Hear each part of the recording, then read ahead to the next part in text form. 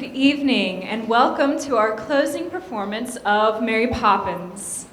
We're so excited to have you here tonight, and I know the students are thrilled to present this classic story to you. Before we begin, a few announcements. First of all, there will be a 10 to 15 minute intermission in between Acts 1 and 2. During that time, there will be a small reception out in the Sabre Commons with lemonade, water, cookies. So feel free to partake in those refreshments and stretch your legs a little bit in between those two acts. In addition, if you have a cell phone or anything that makes fun noises, we need to make sure that is silent or preferably off. Sometimes the cell phones can interfere with our mics a little bit, but we do understand if some of you doctors, etc., that may need to keep them on. Silent is fine, but we would prefer off. So we can just be totally immersed into the story and help us out tech-wise as well. Also, please know photography, especially flash photography. Disney is very particular about the rights and everything like that, but also flash photography can blind our actors, and we want to make sure not to do that, and so that they are focused and not blinded as they're stumbling across the stage. Also, before we begin, I would like to thank a few very important people. First of all, my technical director and choreographer, Miss Alyssa Langdale, who's back in the sound booth.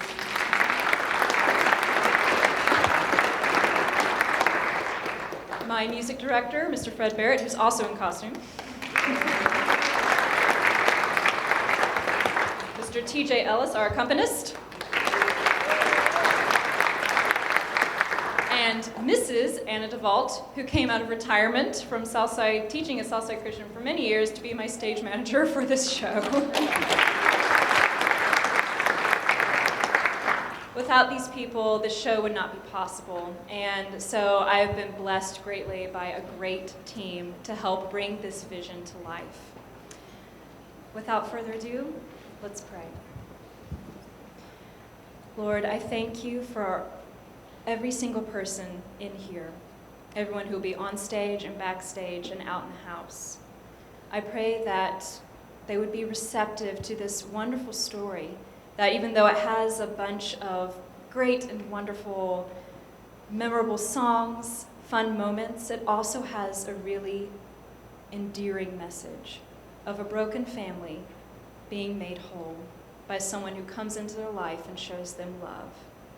And Lord, we can all relate to that for sure. Lord, I pray that my actors are focused and calm, and that I pray that they have a wonderful last night of this classic story, Mary Poppins. Amen. Enjoy the show.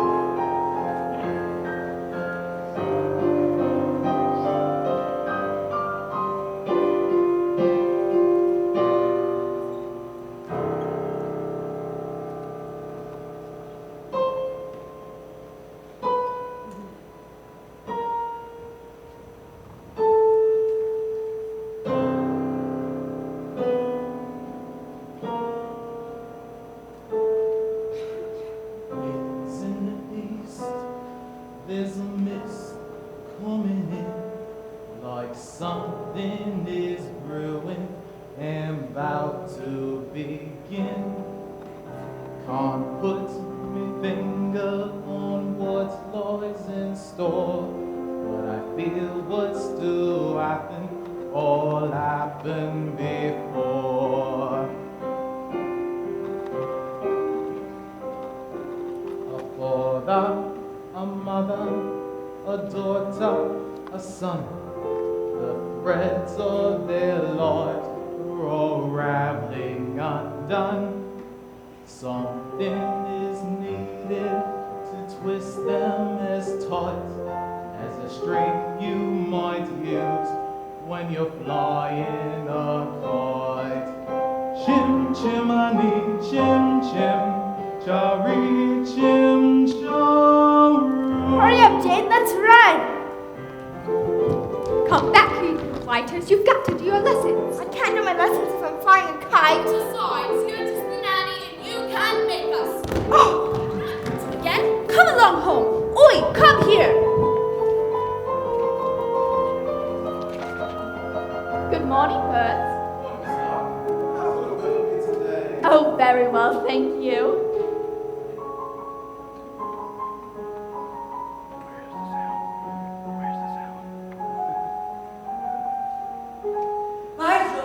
Is that the beauteous Miss Lurk that spy on the horizon? Oh, Admiral. Morning, Admiral. How's the weather looking? Dark clouds gather at number 17. Slow mornings overdue.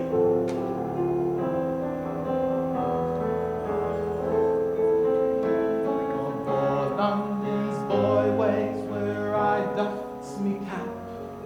This one's the hardest to find on the map.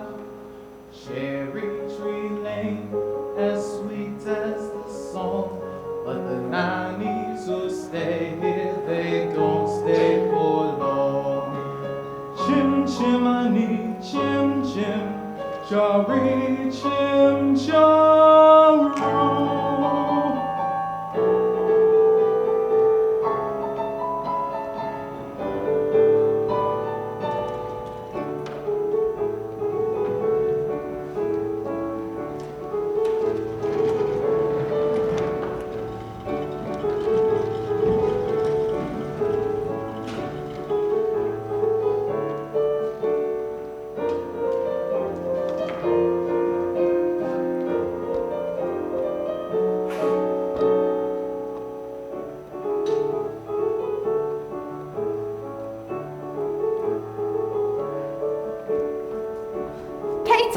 Katie Nana, those little beasts have run away from me for the last time. And who gets stuck with the children with no nanny in the house? Me, that's who. I've said my say, Mrs. Brill, and that's all I'll say. I'm done with this house forever. Well, good riddance then, and mind you don't stumble on your way out. Nana, where are you going? Katie Nana!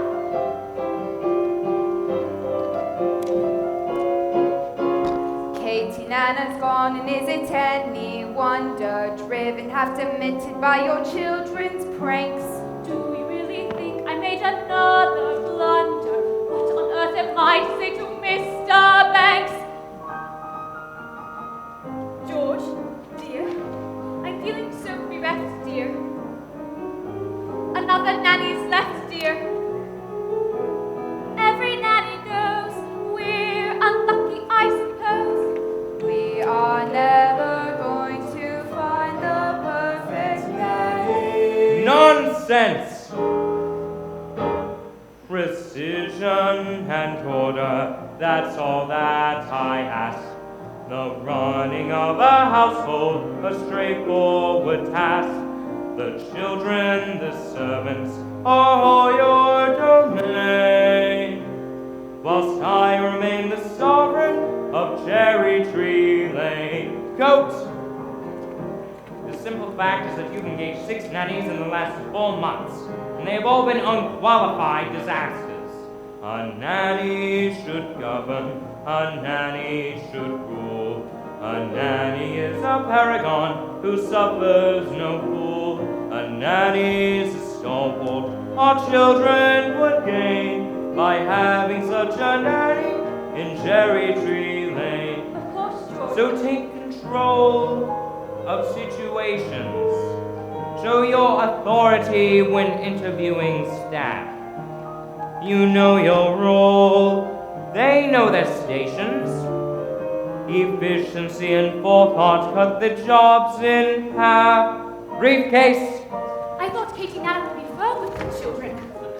She always looked so cross. Winifred never confused efficiency for a liver complaint. Umbrella? If only we could find someone like your old nanny. I'm afraid that's not quite realistic, my dear. Few women alive can manage Miss Andrews' standards of efficiency. Besides, we can never afford someone of her caliber. Precision and order, he wants nothing less. It's like an army about rest. Yes, and we're in a mess. No wonder the nannies are driven insane. We're living in In a a madhouse. in Cherry Tree Lane. Now, Winifred, if you do want to please me. No, I do, George.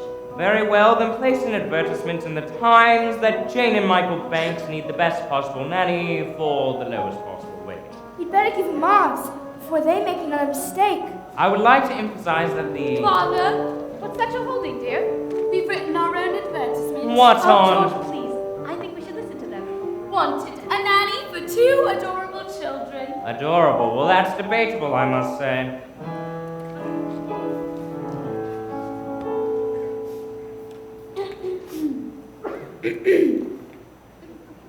If you want this choice position, have a cheery disposition, rosy cheeks, no voice. That's the part I put in. Play games, all sorts. You must be kind, you must be witty, very sweet and very pretty. Well, of all the George, nonsense... please. Take us on outings, give us treats. Sing songs, bring sweets. Never be cross or cruel. Never feed us castor oil or gruel. Love us as a son or daughter. And never smell of barley water. I put that bit in too. If you won't scold or dominate us, we will never give you cause to hate us. We won't tie the spectacles so you can see. Put toads in your bed or pepper in your tea. Herbie Nanny, Many thanks, sincerely, Jane. and Michael. Thanks. Well, that's quite enough Tommy Rot for one day. Well, now will you let me go upstairs and get to work? They were only trying to help. It won't help anyone to make me late. Where's my hat? Hat. George, dear. Hat? Hat. I thought you put it down here. Hats. Hat. Will the hat come simply disappear? Think they'll find a nanny. Here it is. Doesn't run away. He's brushed it with boot polish.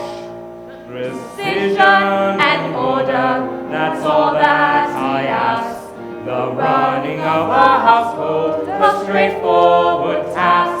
The children, the servants, are all your domain. Whilst I remain the sovereign, mind you use the day well. You remain the sovereign. I shall be home at 6 o'clock sharp. He remains the sovereign of Cherry Tree Lane.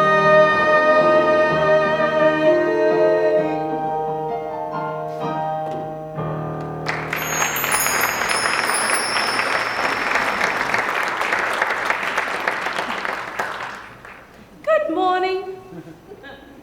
Good morning. I've come in to answer the advertisement. What advertisement? We haven't got an advertisement. Not yet.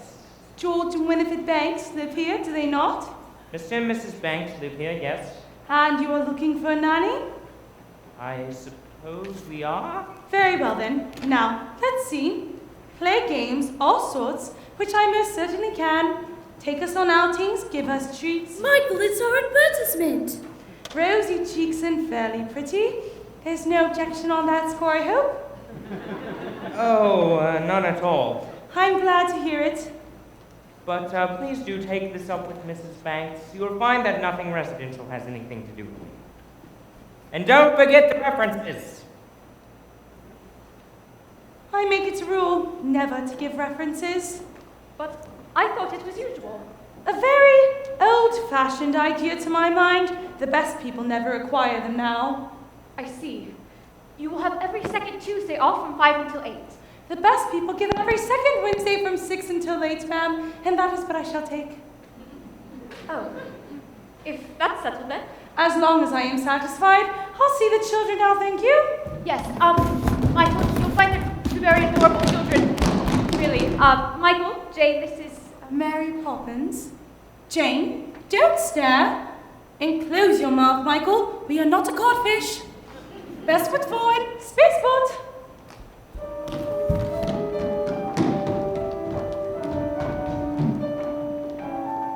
Mrs. Brill? We have a new nanny. She passed interview then. Oh, I did.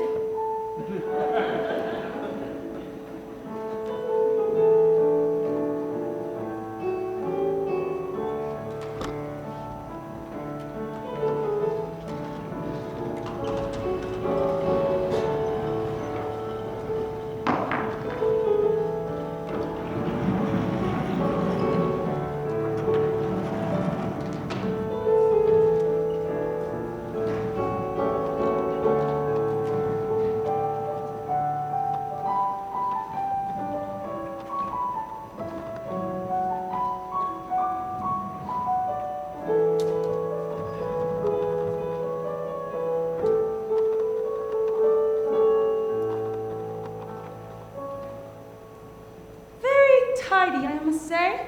Much tidier than I was expecting. Who's responsible for that? Mrs. Me. I am. I like to keep things neat. Do you indeed? Well, I look forward to making use of that. If there's one thing I always appreciate, it's a child whose word I can depend on. Who's she when she's at home? That's Valentine. She's mine. From the look on her face, I'm not sure she'd agree with you. Well, she's just a doll, and I don't want to play with her right now. Treat her like that, and she might not want to play with you. Now, first things first. I always see the proper place to hang a hat is on a hat stand.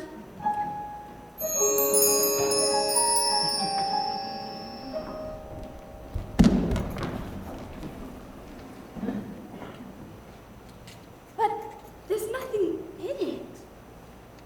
We'd better keep an eye on this one. She's tricky. Mary Poppins, how did you know what we wanted in a nanny when we made our list? Your list? I am not an item on the weekly shop, thank you very much. But how did you get here? It's almost as if the wind just blew you. It did. Now, stand over there.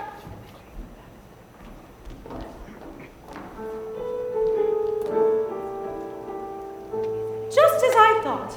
A noisy, mischievous, troublesome little boy. You're making that up. Noisy, mischievous. Now you. Thoughtless, short-tempered, and untidy. I don't believe you put the... At the time the wind has blown, the weather been around, I'll show you if I can. No matter what the circumstance, for one thing I'm renowned. My character is spits, both spick and span. What about your measurement, Mary Poppins?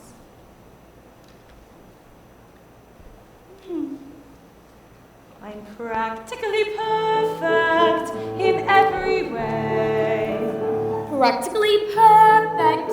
So people say.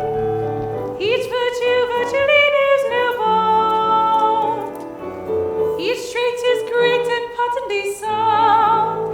I'm practically perfect from head to toe. If I had a fault, it would never dare to show. I'm so practically perfect in every way. Both prim and proper and never too stern. Well educated yet willing to learn. I'm clean and honest, my manner refined. And I wear shoes of the sensible kind. I suffer no nonsense, and whilst I remain, there's nothing else I feel I need explain. practically perfect from head to toe. Practically perfect, that's my forte. Uncanny nannies are hard to find.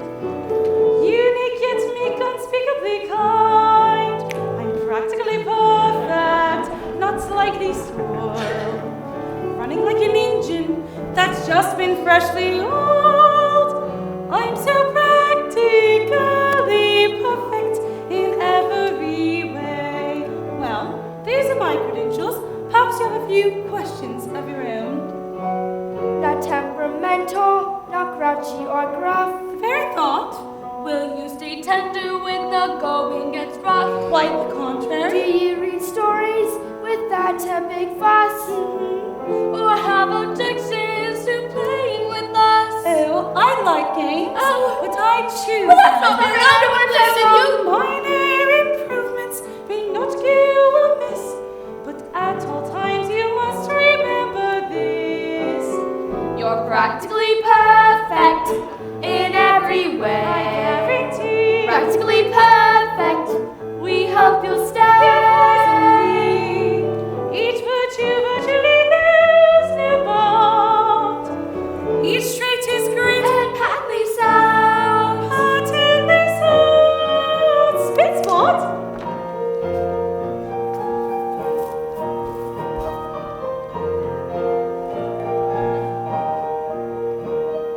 Jane, doll's house, please. I'll take my telescope, thank you. But it isn't fair. I didn't say I was fair.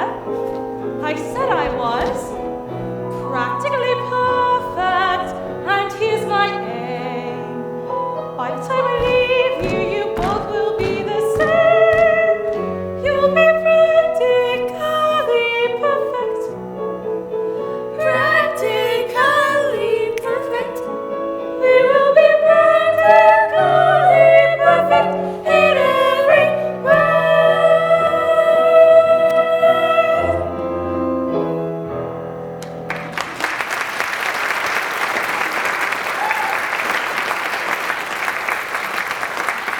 Now, come along, children. Spit spot.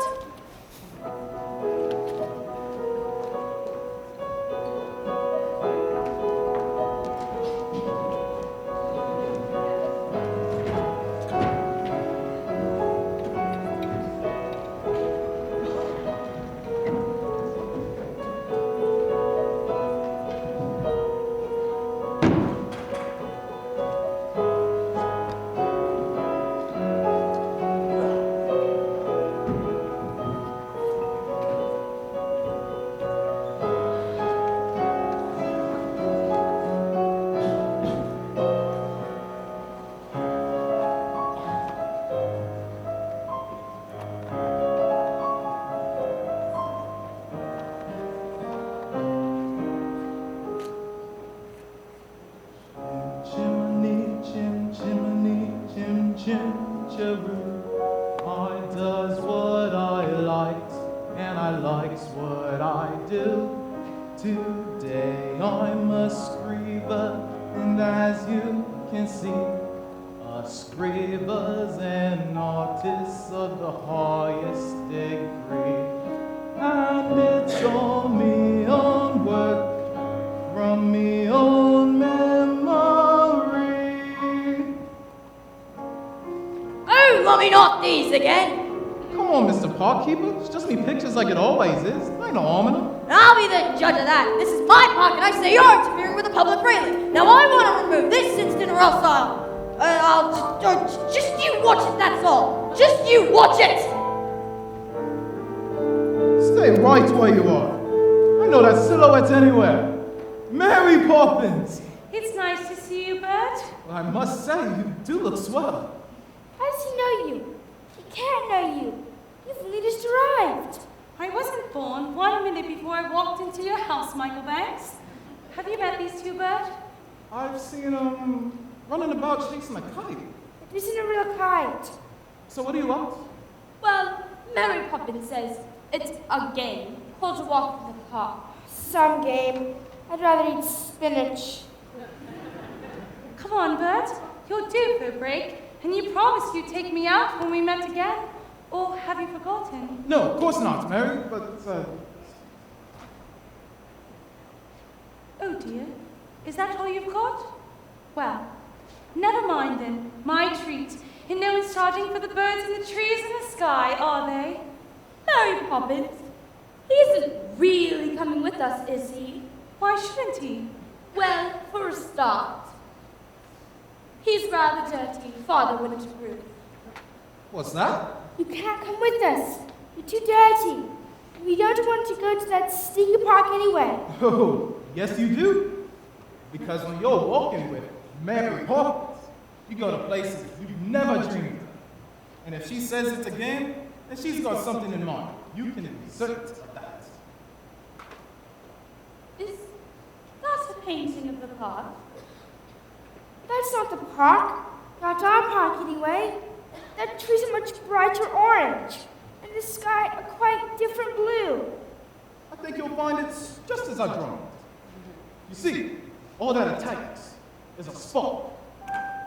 Then something, plain as a pot, becomes a wonderland. All you have to do is look anew, then you'll understand why it's a jolly holiday with Mary. Mary makes your heart so light. Oh, really? When the day is grey and ordinary, Mary makes the sun shine bright. You do talk nonsense, Oh, Bert. happiness is blooming all around her. The daffodils are smiling at the dust. When Mary holds your hand, you feel so grand. Your heart starts beating like a big brass band. You've enough brass for all of us. Oh, it's a jolly holiday with Mary. No wonder that it's Mary, Mary love. Come on, you two. Boring, just like other nannies thinking parks are good for us. It's just statues, ducks, and grannies. I don't understand all the fuss. Is she doing it despite us? We could lose it for a lark. Perhaps it's all a plot. I'll tell you what. She seems so different, but I bet she's not. There is nothing to excite us in the What was that? You're quite wrong, you know. Who are you? I'm Nelius. Surely you know that. You've sat beneath me often enough. I've waited half a century to take a walk on a sunny day like this.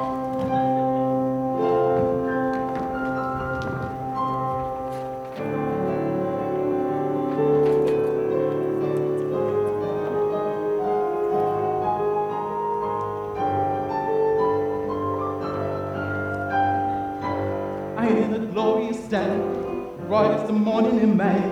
I feel like I could fly. Have you ever seen the grass so green? Or a bluer sky. Oh, it's a jolly holiday with Mary. Better days are never known. You can ask the passing sanctuary. Nothing's ever set in stone. Morning, Constable. You do look tip-top shape, Mary, if I may say so myself. Thank you, Bert. And you may. A man out with his dog will stand a dog to see a statue take a gentle jog. Oh, it's a jolly holiday with Mary. No wonder that it's Mary that we love. It's a jolly holiday with you, Bert. Gentlemen like you are few. Though you're just a diamond in the rough, Bert. Underneath your blood is blue. You'd never think of pressing your advantage. Forbearance is the hallmark of your creed. The lady needn't fear when you are near. Your sweet gentility is crystal clear.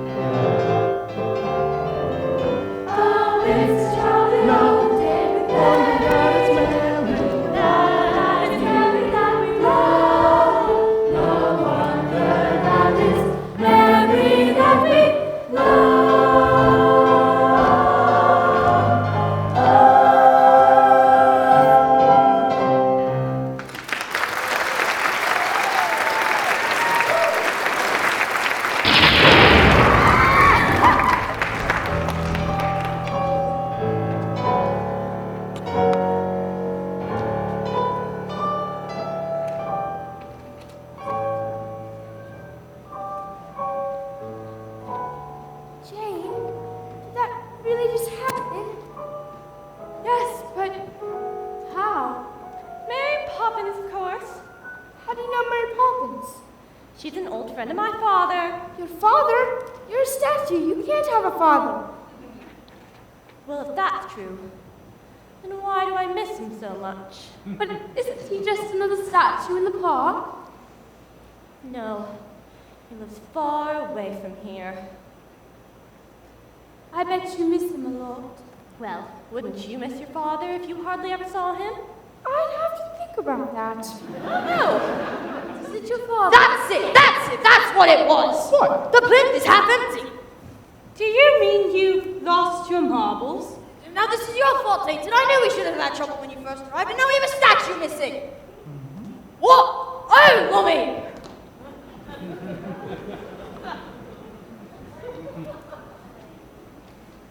Neelius, will you play with us again? Of course I will, Jane. I'm not going anywhere. Goodbye, Neelius. Goodbye. Mary Poppins, can Neelius's father ever come to stay with us? Anything can happen if you let it. You are going to stay, aren't you, Mary Poppins? I'll stay until the wind changes. Now, let's run along in. It's getting cold. I'd best get going. Good night, Jane. Good night, Michael. Good night, Mary. Good night, Bert.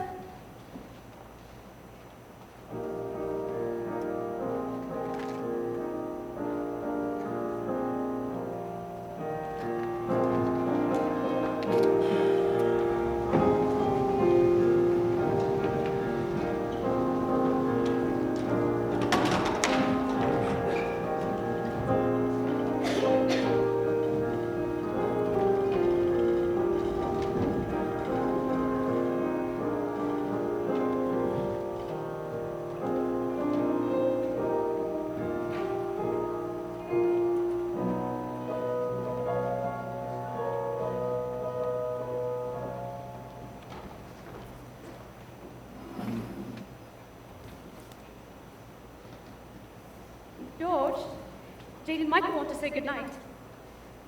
Yes, tell them you've given me the message. George, please.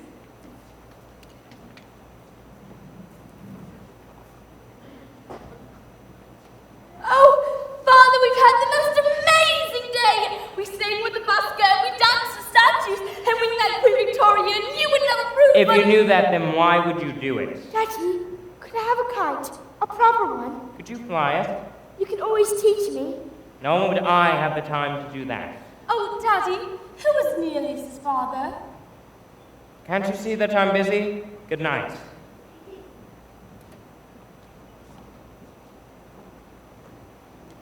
Poor Michael.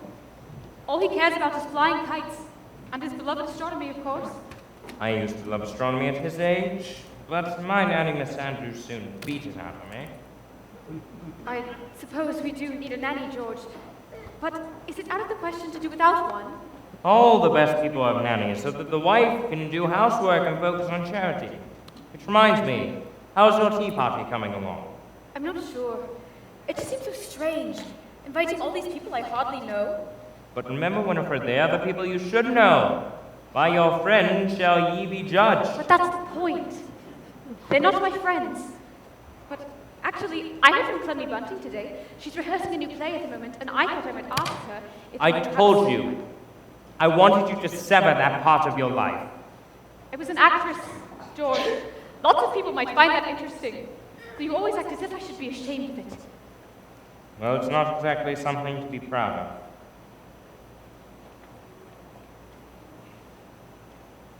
Winifred, dearest, I only want people to admire you, to respect you. I know, George.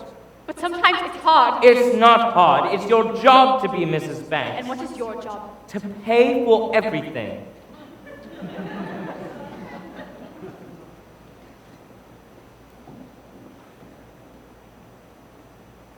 What is it? I was only going to kiss you. Ah, yes, go ahead.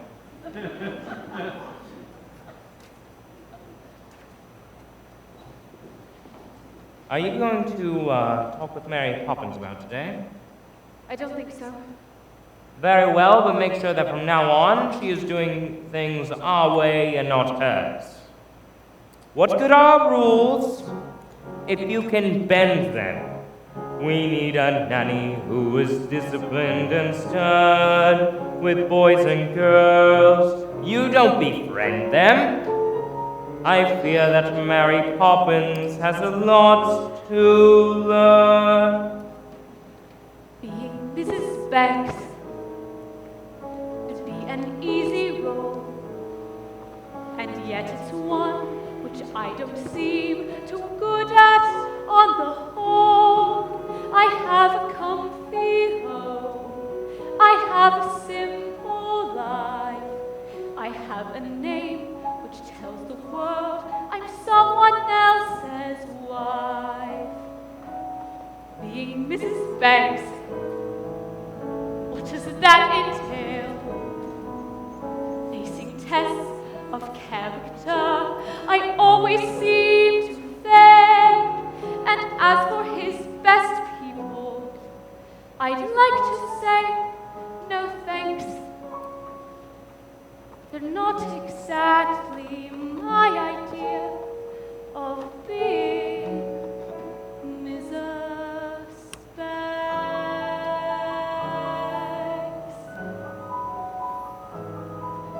I still feel as if I'm dreaming. So much fun just one day. When Mary holds your hand, you feel so grand. Your heart starts beating like a big brass band. I'm sure Neely is just beaming. Let's hope she will stay. Good night, Nelius. Let's hope She will Precision and order.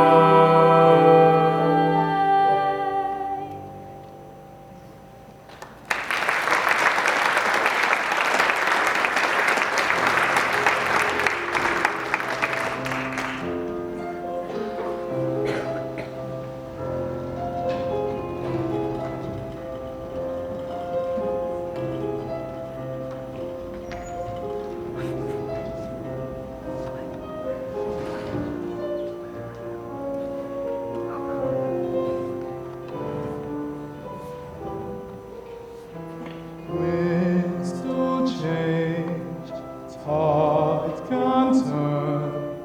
Sink or swim, see what you've learned. Now me, I was told when I was small, just learn a trade. So I learned them all. Chim chimney, chim chim, choree, chim chim. Morning, birds. Loving the ducks today, I see. Gotta keep the street ship safe, Al. Tell me, how are things aboard on number 17? All things doing with Mary Poppins, I trust. There's some rough waters on every voyage, Abba.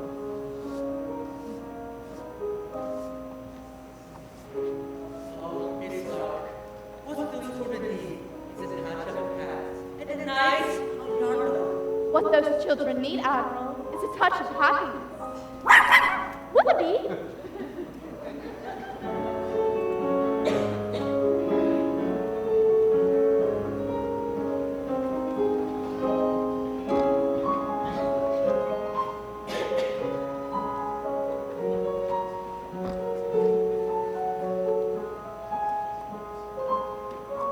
Now, Mrs. Brill, don't make the sandwiches too early. I want them fresh when the guests arrive. Everything's under control, ma'am. What about the cake? Cooling on the tray, waiting to be iced. And you're quite certain you know how to ice it? Quite sure. And in case you're wondering, I've not been exchanged by the fairies for a total nincompoop. No. No. I'll be upstairs in the drawing room. I'd like to be helpful. And I'd like to be rich. But the good Lord thought otherwise. Mrs. Brill, Mother wants you in the drawing room. Well, she can't have me. I've got enough on my plate as it is. She says you can tell Robert's maid what to do. Does she? Well, why don't I go and have a smoke by the gasworks for good measure? Please, Mrs. Brill, I don't mind. Honest. All right, I will give you one task, and so help me, if you get this wrong, I will swing for you and sing as they pull the lever. What is it, Mrs. Brill? Put the icing tools next to the cake, and I'll need a bowl of hot water to warm them. I will make the icing as soon as I'm back. Icing tools, cake, hot water. I will make the icing as soon as I'm back. Do you think you can manage that? Is that all? For you, yes. For me, no. Once the cake's done, I've got the sandwiches next because Madam wants them fresh. So I can't start them until there's no time to finish them. I swear, a slave in ancient Rome was on a pleasure cruise compared to my life in this house.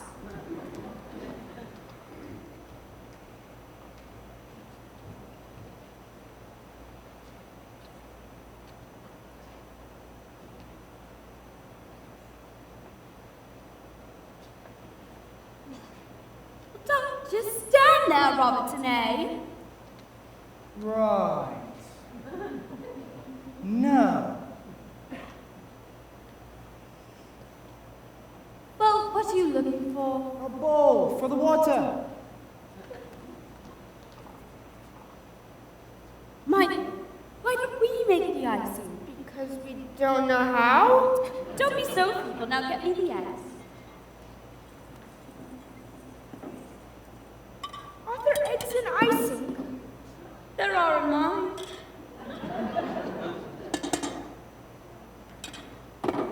I don't think Mrs. Brill will thank you. Well, then she'll be guilty of a great ingratitude. Is it supposed to look like that? It doesn't look like our Mrs. Brill, does it? Don't be so impertinent. Now get me the cake. Honestly, Miss Jane, I was only trying to be helpful. Now, if you was... Oh! Yeah! Robertson, eh? Robertson, eh? Are you all right? Oh dear. Should I call the doctor? I don't think that's necessary, ma'am. How could you do this to me? When you know how important this party is. You deserve some very nasty medicine. Just you wait until bedtime. Oh, I don't think we shall wait until then, ma'am. Why not go up and get changed? We'll clear up, won't we? But we're not ill. I won't take it and you can't make me. In that, as in so many things, your information is faulty. Open. But it's strawberry ice. Now you. I'm not sure I like strawberry ice. I'm not sure I care. Open. Lime cordial. Now, off we go, you two. Michael, I know you like to keep things neat. Jane. Well, can Robertson A do it when he wakes up? He is the servant. With that attitude, you'll get through a lot of stuff before you're very old. Besides, in every job that must be done, there is an element of fun. You find the fine and snap. The job's a game, and every task you undertake becomes a piece of cake. A lark, a spree, it's very clear to see that a spoonful of sugar helps the medicine go down, the medicine go down, medicine go down. Just a spoonful of sugar helps the medicine go down in the most delightful way. Oh, my point exactly. The honeybees that fetch the nectar from the flower to the comb never tire of buzzing to and fro, because they take a little nip from every flower that they sip, and they find the task is not a crime, for a spoonful of sugar helps the medicine go down, the medicine go down, medicine go down. Just a spoonful of sugar helps the medicine go down in the most delightful way.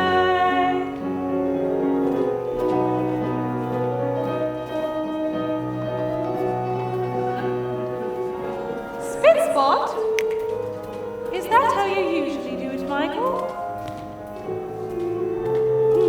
Rum punch, my favorite.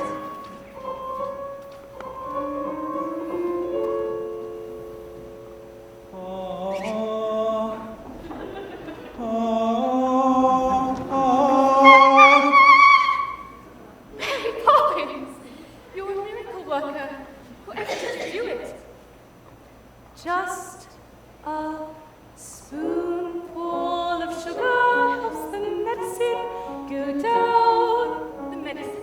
Go down, medicine, go down. Just a spoonful of sugar helps the medicine go down in a most delightful way. So, just a spoonful of sugar helps the medicine go down. The medicine go down.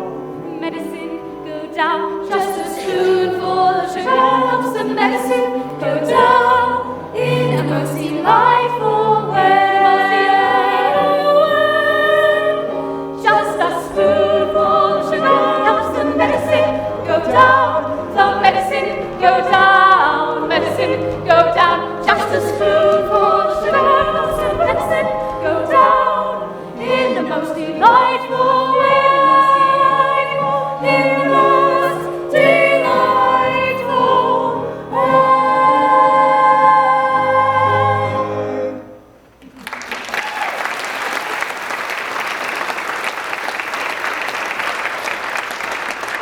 Now, come along, children. Spit sport.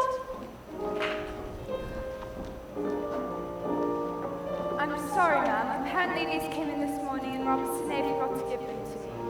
They're apologies, ma'am, from your guests. They're not coming. None of them. Oh. Do you think we chose the wrong day? No, ma'am. I think you asked the wrong people. In the most delightful way.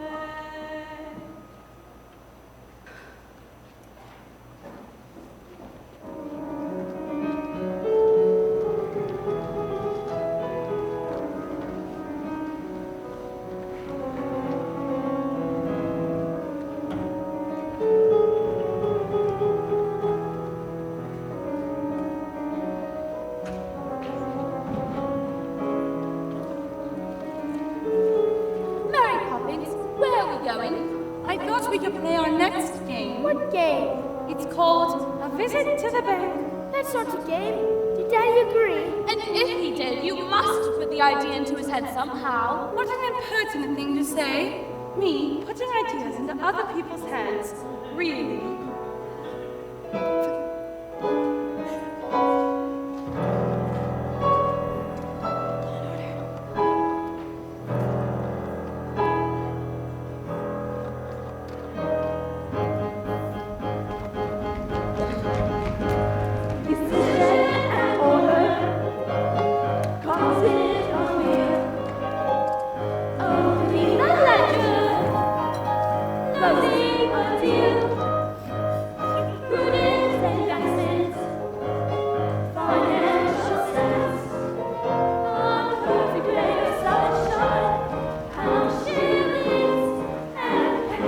Good morning, Mr. Chairman. Good morning. Great men have dreams of power and position. And it's our job to back them to the hilt. For shrewd investment and advice, they'll pay our price. Investments on which banks are built. I see Herb von Hustler is coming again today. Have you made your decision? I believe I have. Good, good. Be sure it's the right one. Every transaction, credit or debt, our sheets are well balanced, targets are met. What objections can you have? My security is more than adequate, and Latin America is an expanding market. What's the matter? Have you no courage? Mr. Von Hustler, what I'm not exactly able to grasp is what is your final product? With money, of course. Yes, but making money from money. Are you man enough to be a banker? Our man has dreams of building an empire. To put his name in many distant lands. And in the new world, I am told, we'll soon strike gold. Let's take the chance with both our hands.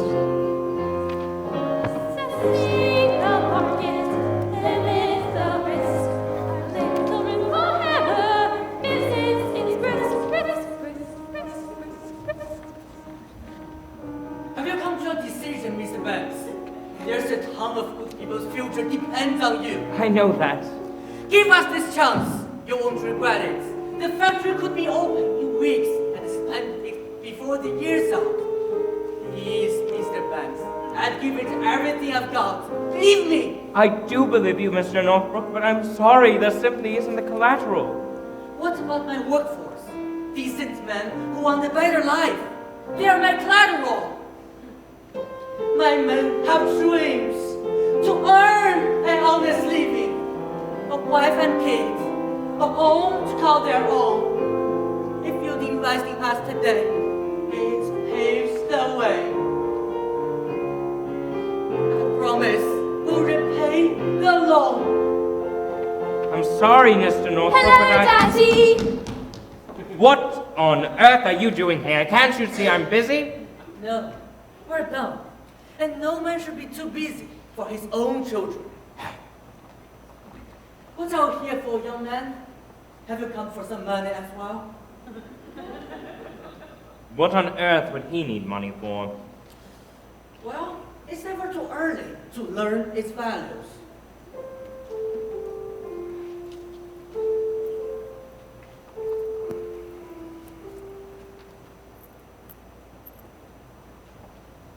I know the value of this. 6 pence. No, it's its worth. It values in how you spend it. Too good. And may you have a good luck. And what do you say to Mr. Northbrook? Thank you. I'll wait outside. Mary Poppins. I'm not without a sense of humor. Aren't you, Daddy? Yes, but when I was a little boy, I would have never talked back to my father that way. Were you ever a little boy?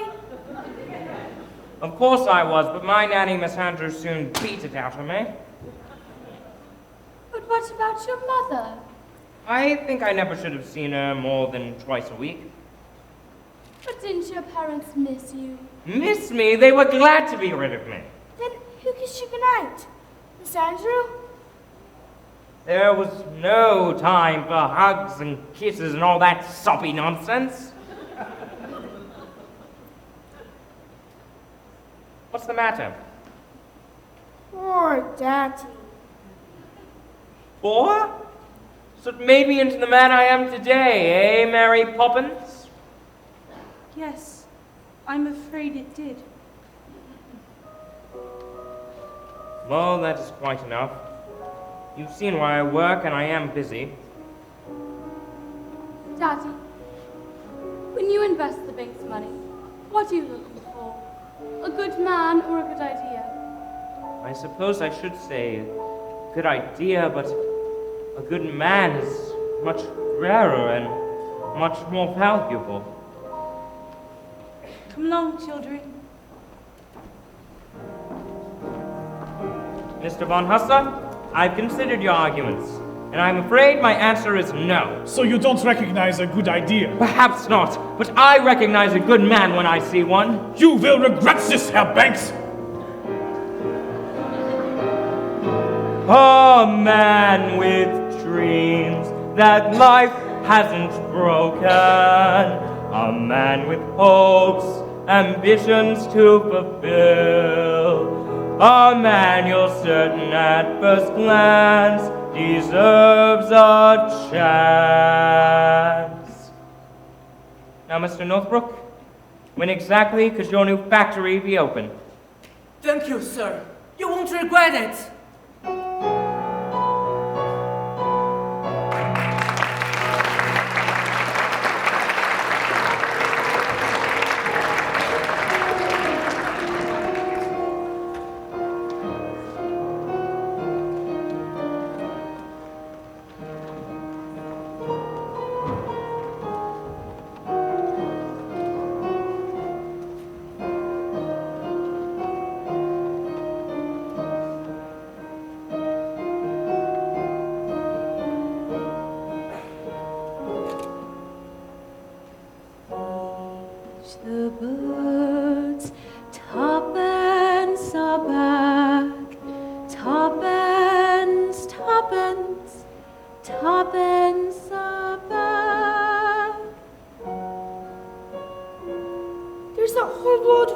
Don't point.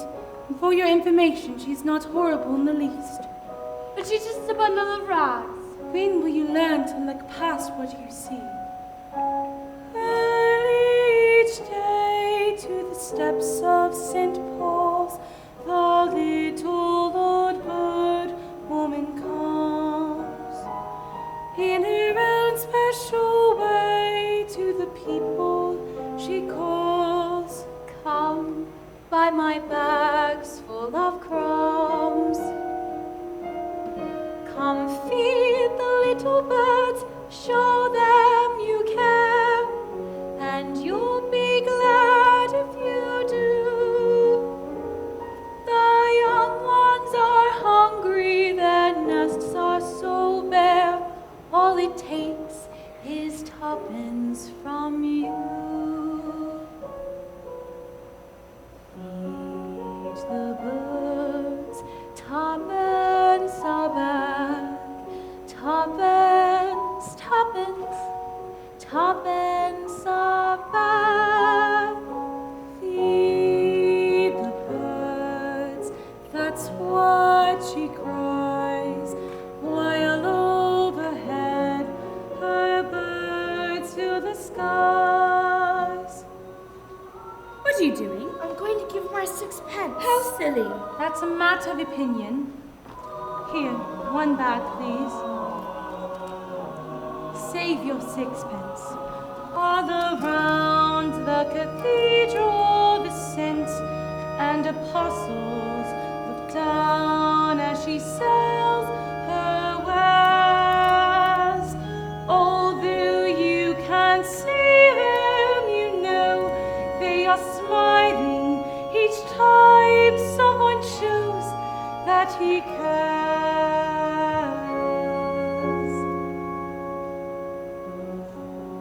Her words are simple and few. Listen, listen, she's calling to you. Feed the birds, tuppence a bag, tuppence, tuppence, tuppence a bag. All gone. Tuppence, tuppence, tuppence a bag.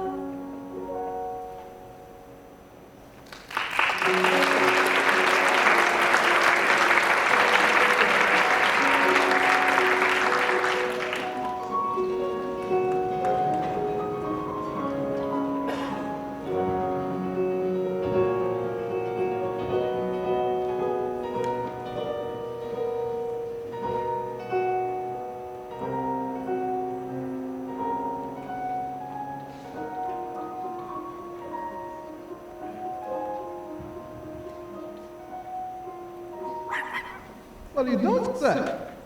Well, here she is now. You can tell her yourself.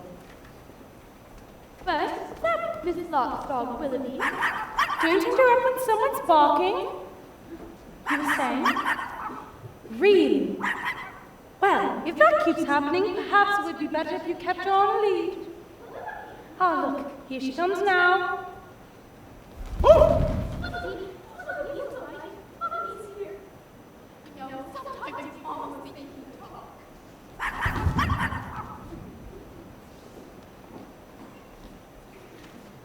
First, can Willoughby really talk? Of course he can. Getting him to stop is the problem. How do you learn to talk dog? How do you think? Master the grammar? Practice when you can. Avoid mongrels. Far too much slang. No, I can't stand your talking shop all day. Talking shop? What a silly expression. It isn't silly in the least. Well, what do you buy at a talking shop? Conversations, of course. Well, I've never seen one. That is because there is only one, and it belongs to a Mrs. Corey.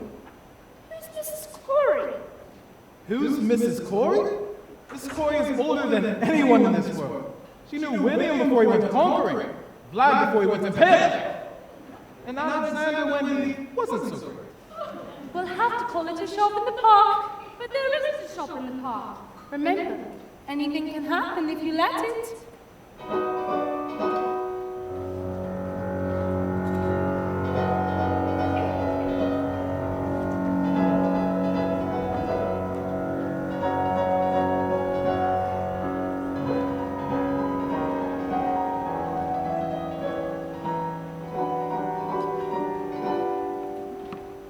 That's it. I've run out of conversation. Good day to you, Mrs. Corey. Well, well, well. If it isn't Mary Poppins, it's Jane and Michael Banks. How does she know us? And how's poor little Georgie? Who? Georgie Banks, your father. He used to give his daddy the safe and come into my shop here in secret. But it could have been the St. George Banks. It would have been 40 years. And no one can map back that far. Listen, dear, I remember everything. I remember Georgie used to love my gingerbread. I wonder if we have any left today. Fanny, Annie, look lively. Yes, Mother. There you are, gingerbread pieces with gingerbread stars. Georgie always takes his stars. Now, Mary Poppins, what can I do for you? Well, I did want an ounce of conversations. I'm out of conversation, and I'm right out of words too. But let me see what we have left.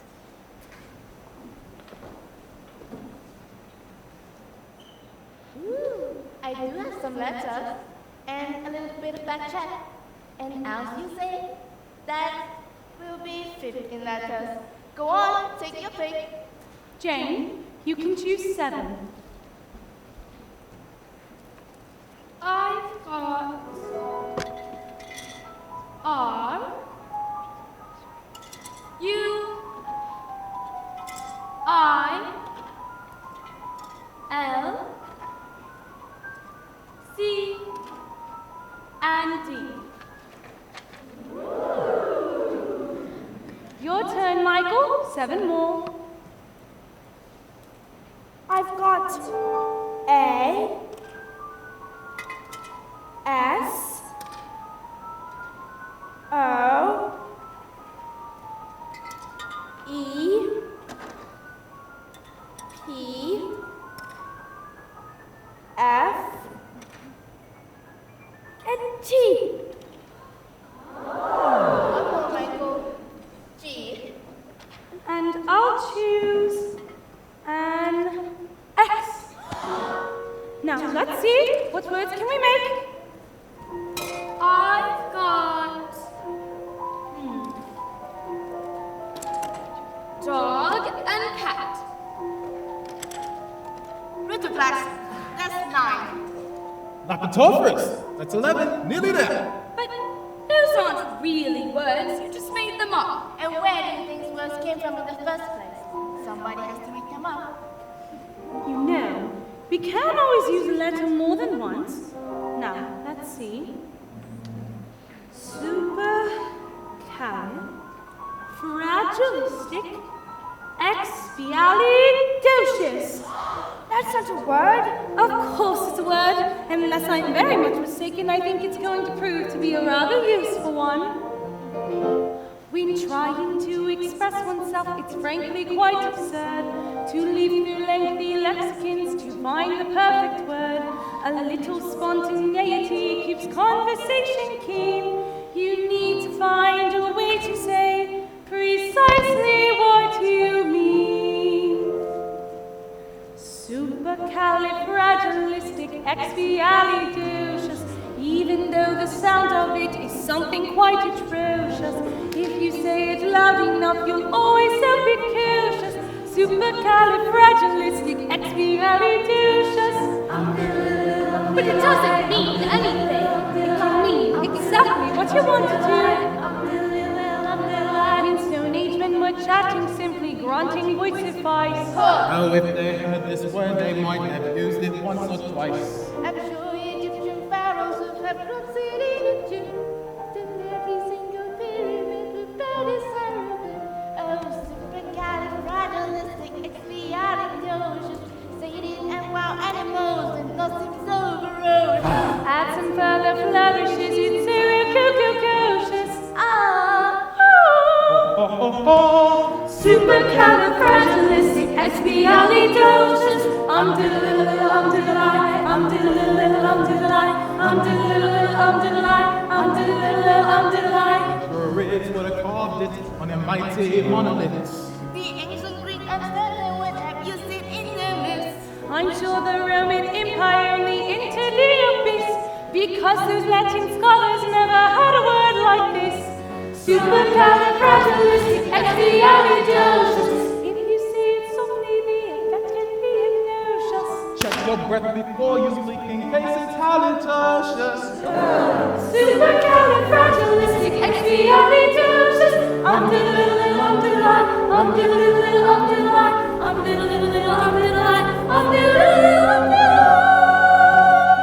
Of course you can say it backwards, which is Suio-ekalai, subsiligar-philicrithis. She may be tricky, but she's bloody good. So when the cat has got your tongue, there's no need for dismay. Just summon up this word and then you've got a lot to say. Pick out those 18 consonants and 16 vowels as well, and put them in an order that is very hard to spell. S S U U P P E E R R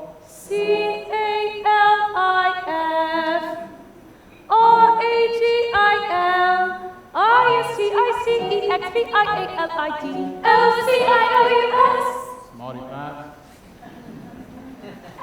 SUPER